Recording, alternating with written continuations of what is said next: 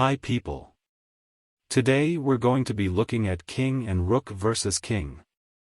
Most of the things are the same as checkmating with King and Queen. We are still going to push the King to the edge. But to do that we're going to also need the King.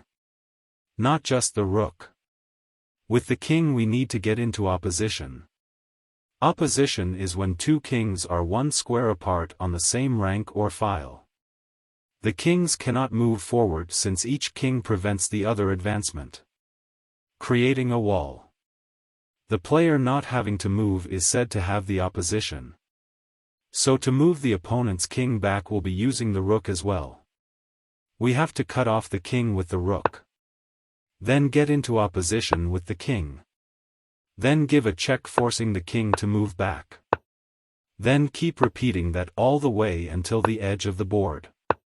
You can see that their king keeps getting closer to our rook.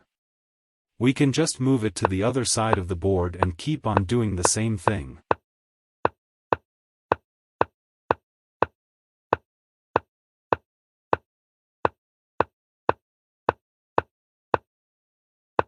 You give checkmate the same way you pushed the king back.